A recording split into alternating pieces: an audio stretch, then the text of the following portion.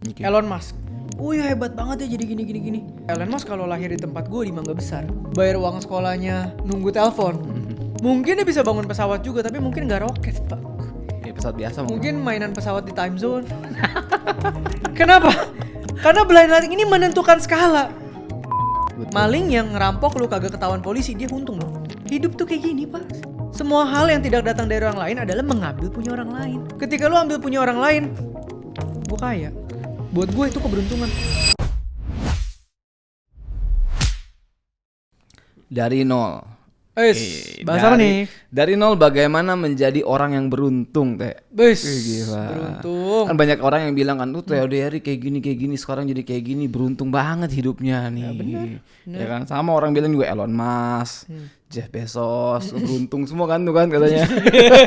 Tapi kan di balik keberuntungan ada sesuatu yang sebetulnya bisa terjadi gitu. Mungkin apa yang pandangan disiapkan. sukses kali ya. Pandangan sukses tuh sebenarnya faktor lucknya besar sekali. Karena keberuntungan itu banyak model lah. Yeah. Ibaratnya keberuntungan yang memberikan privilege kan juga ada gitu. Jadi nggak bisa kita tutup-tutupi, nggak bisa pakai motivasi mulai dari nol.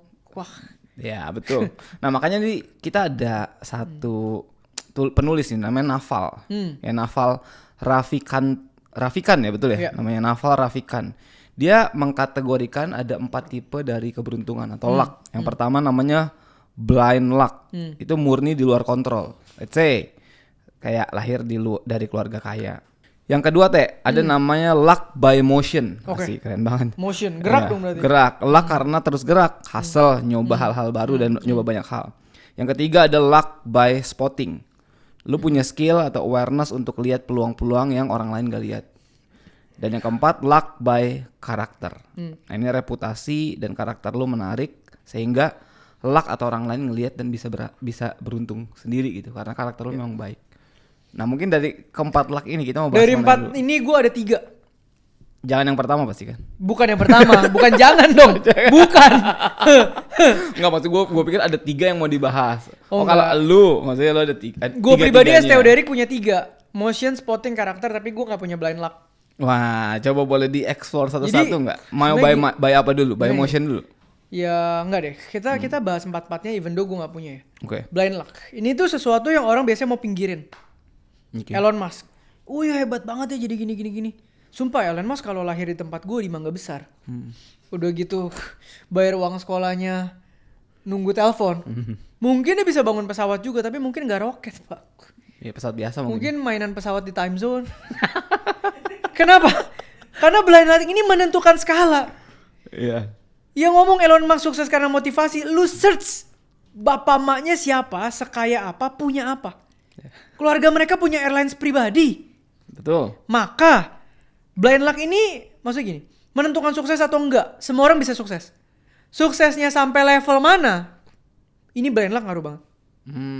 Contoh, gue lahir di Mangga Besar. Mulai misalnya mau jualan bakso, pasti jualan bakso dari gerobak. Yeah. Pasti dari online, pasti dari PO. Tapi sekarang misalnya gue anak konglomerat mau jualan bakso, minimal dari ruko. Yeah. Minimal dari mall. Ngerti gak? Betul. Jadi ada perbedaan yang sangat mendasar. Dari privilege di awal udah pasti ada, lu orang jangan deny. Kalau ada yang punya ya jangan gak diakuin. Bersyukur. Bersyukur maksimalin. Leverage, yang gak punya jangan sosok punya. Iya betul. Gue mau bisnis kopi. Mulai dari orang susah. Ya PO lo. Bikin dulu lo. Orang kaya. Oh papa ada ruko gak kepake. Modalnya minimal se-M bikin coffee shop. Buka aja minimal. Makanya blind luck ini akan ada. Gak mungkin enggak. Apa lu mau bilang trader paling hebat sepanjang masa anaknya Trump? Karena tahun ini portfolio paling gede tuh anaknya Trump yang pegang.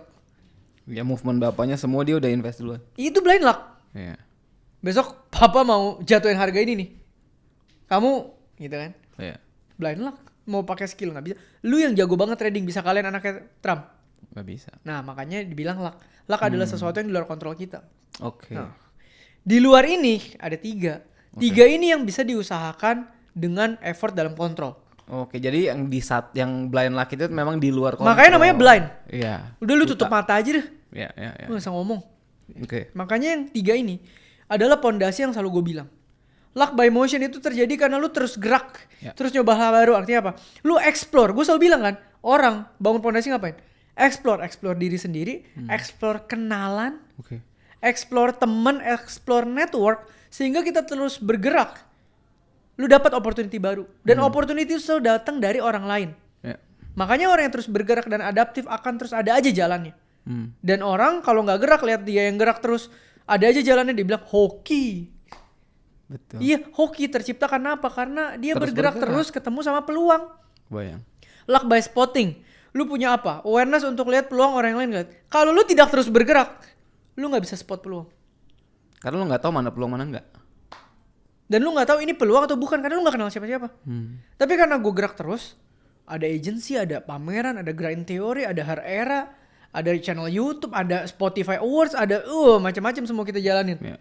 Sekarang kita bisa spotting. Ini peluang nih, gas. Itu peluang nih, gas. Jadi jeli ya. Jadi jeli dan kelihatan dan ada karena lu gerak terus. Oke. Luck by karakter, reputasi dan karakter. Ini dibangun, bukan hoki. Karakternya dibangun. Teman-teman, ini boleh konfirmasi ke Om Ded. Waktu itu kan Billy tahu ya. Project Grind Theory, ini Om Ded yang approach ke kita. Betul. Dia nyari. Om Ded yang bilang, gua kan yang nyari lu kemarin, bukan lu nyari gua. Kenapa? Luck by karakter. Nah. Reputasinya oke, karakternya menarik sehingga Om Ded bilang, Om Ded spotting. Ini ada opportunity nih sama Theo nih. Ya. Ayo kita collab yuk, align. Visinya sama, value-nya sama. Jadi proyeknya puji Tuhan kemarin kita launching. Let's see ke depannya gimana. Semoga bisa jadi berkat buat banyak orang. Oke. Orang mungkin bilang, hoki banget bisa sepanggung sama Om Ded. Hoki banget diundang podcastnya Om Ded. Iya. Hoki banget partneran sama Om Ded.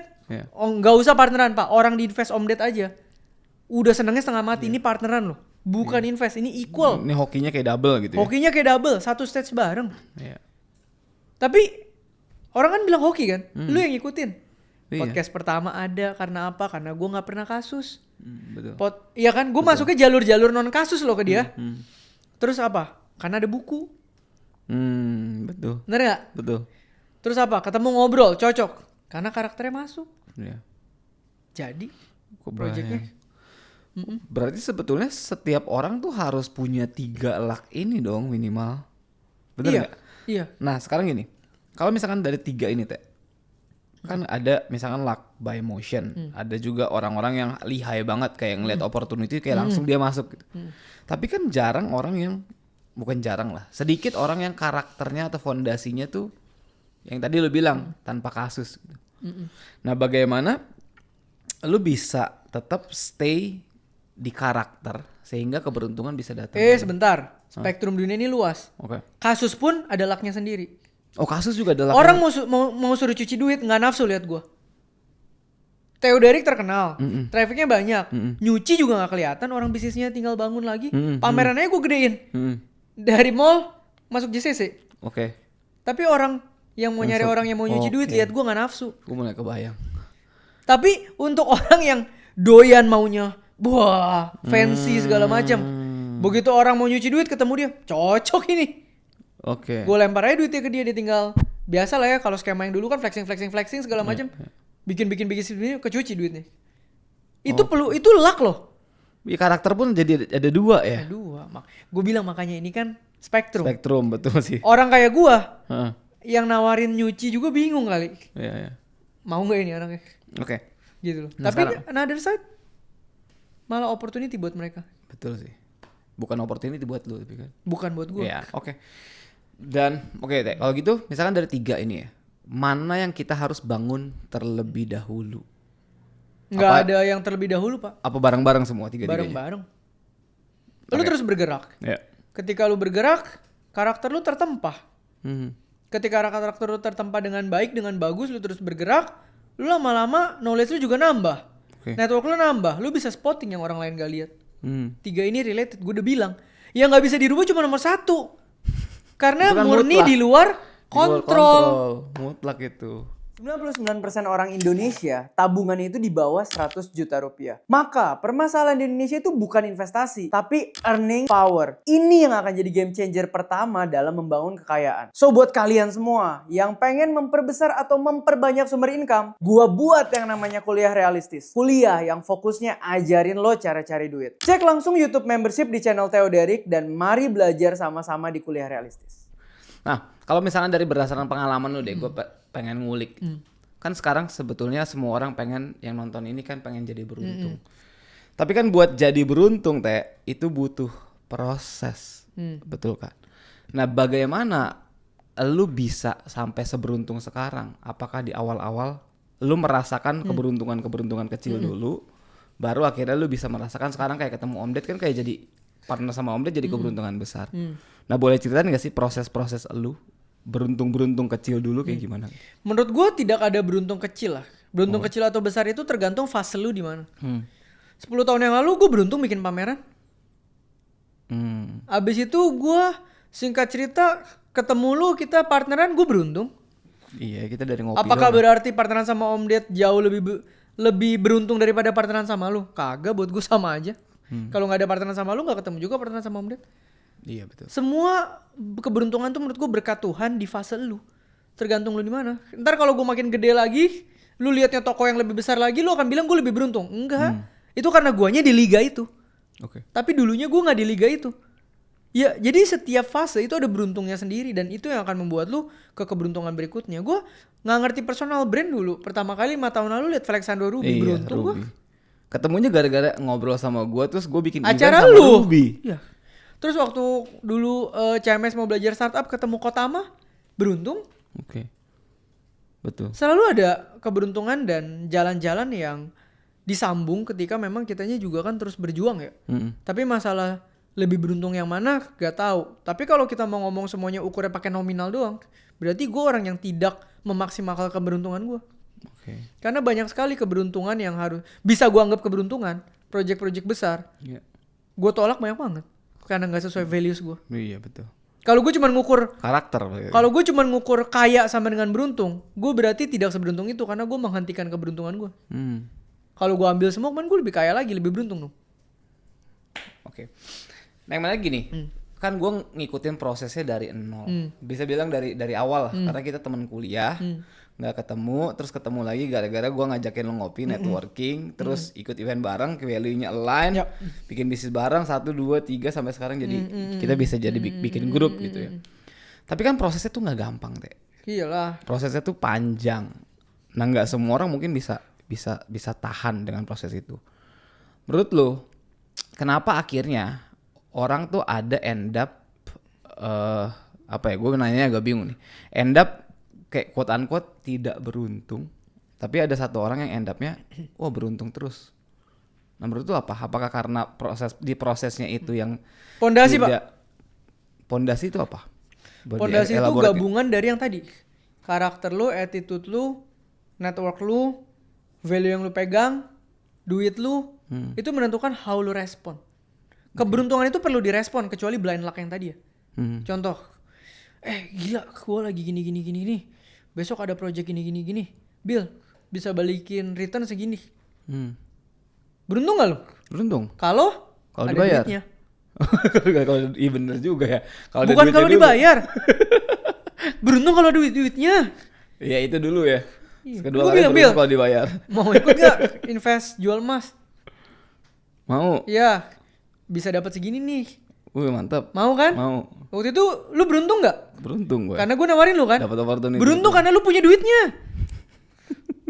Iya juga ya. Kalau lu bilang, tapi gue lagi nggak ada nih teh. Ya udah nggak apa-apa, nggak usah dipaksa. Keberuntungan itu akan pindah ke orang lain, orang kedua yang mungkin gue tanya dan dia punya duitnya, selesai. Hidup kayak gitu kok. Oke, balik lagi ke formula sukses ya. Ada juga misalnya. Nah, ini mungkin nggak banyak tahu. Kita dulu punya partner.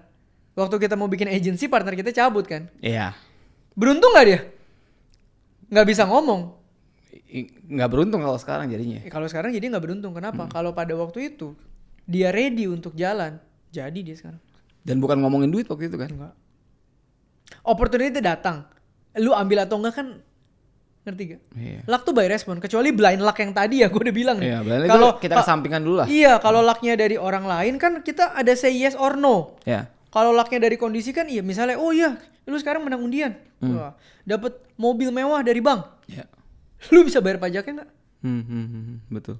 Kalau bisa bayar pajaknya lu anggap lu beruntung. Betul. Kalau nggak bisa bayar pajaknya, Apes. pusing lu. Waduh ini bagaimana nih pusing. Iya. Mantap. Berarti fondasi itu ya balik lagi likuiditas, karakter, fondasi. Tapi dari tadi lu ngomongin tentang opportunity datang dari orang.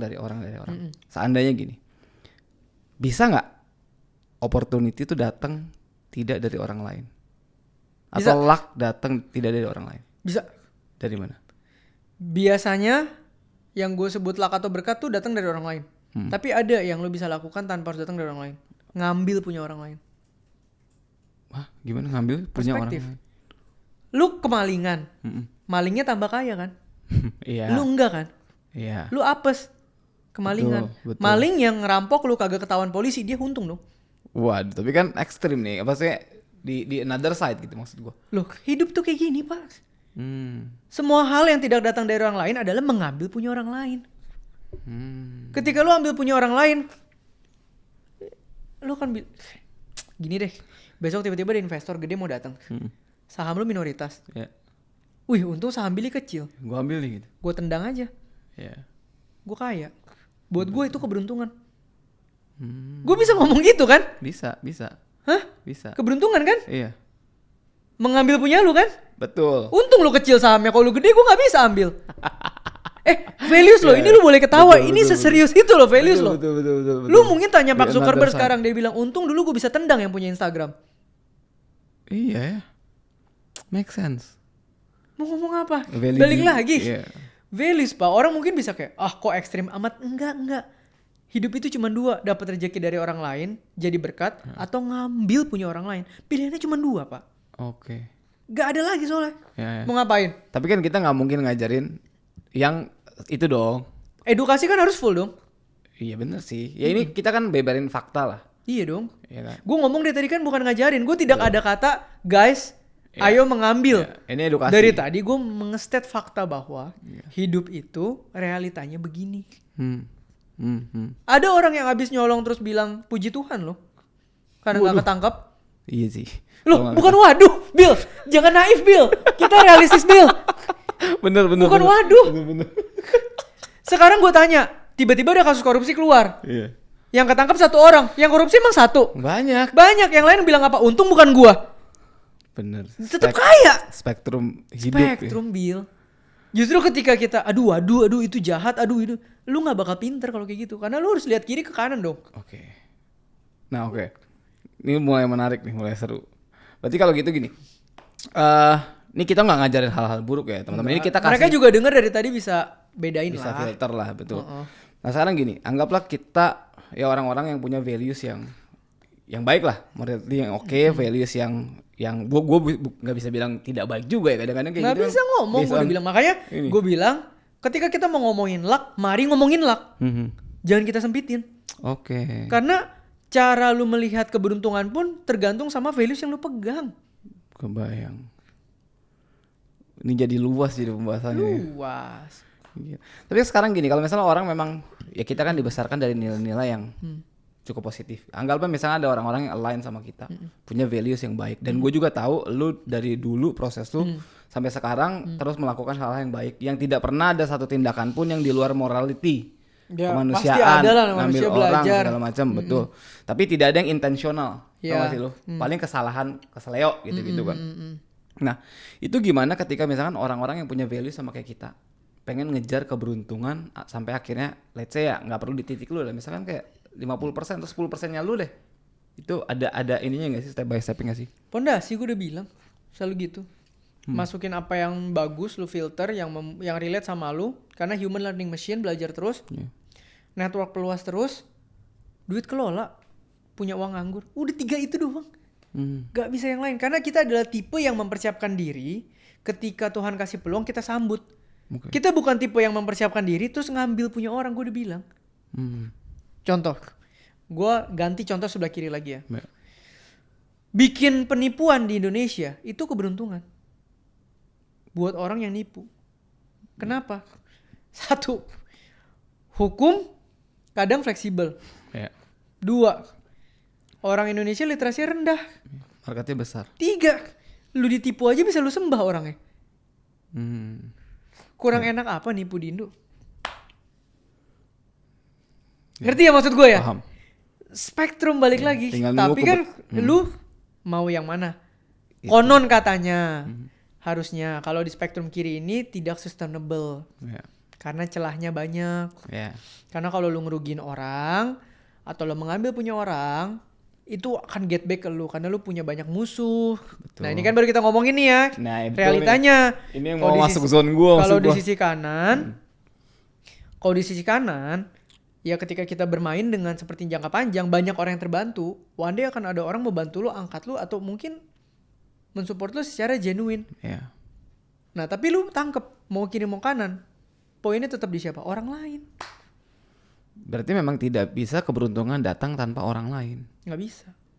So makanya kita harus kenal banyak orang dong. Harus kenal banyak orang dan membangun pondasi kenalan itu lu di sisi yang mana. Karena balik lagi, ketika lu merugikan orang, one day lu pasti mati deh. Orang ada yang benci sama lu, wah susah lah hidup. Ya. Tapi kalau lu hari ini jadi berkat buat orang, lu never know kapan orang bisa support lu segala macam, lu never know gitu loh. Makanya gue bilang dari tadi, gue nggak ngejudge. Ya. Ini adalah kiri dan kanan, perbedaan value saja. Karena kenapa gue dari tadi ngejelasin secara ekstrim? Cara lu mikir aja menentukan cara lu melihat itu berkat bukan, itu luck bukan. Kayak spotting lagi yang ujungnya tadi. Spotting, Ya, tapi lu mainnya sama siapa? Iya, kayak ngomongin tadi opportunity. Sebenarnya opportunity kan ada yang opportunity yang kita ambil dan tidak ambil sebenarnya. Betul. Makanya buat pencuri ya ketemu orang yang kagak ngerti, yang kelamsi, beruntungan, empuk. Oke. Nggak bisa ngomong makanya. Wah ini seru nih pembahasan hari ini tuh. Kita bisa dapat banyak informasi. Oke deh, kalau gitu closing statement buat orang-orang di sana yang lagi nonton tentang luck sendiri. Gua nggak tahu sih, maksudnya nanti lu mau closing statementnya buat yang spektrum kanan, spektrum kiri, atau misalnya lu mau cari tengah atau gimana? Ya kalau gue merasa gini ya, teman-teman. Kalau gue ngerasa tuh kita hidup punya tanggung jawab. Kita tuh pasti punya ciptaan. Apalagi kalau di sini teman-teman ada yang pegang religion. Ya, punya pencipta Ya, maksudnya. gue merasa kita adalah brand ambassador dari pencipta kita. Wah bagus. Jadi mau kiri mau kanan, gue nggak usah jawab lebih lanjut. Sekarang lu brand ambassadornya. Yang lu lakukan harus representing yang lu BA-in. Ya. Ya kenapa gue di jalan ini? Karena gue BA-nya Tuhan gue. Wow. Gue akan lakukan semua hal yang tanggung jawabnya ya BA-nya Tuhan gue. Kalau enggak gue kena penalti. Ya.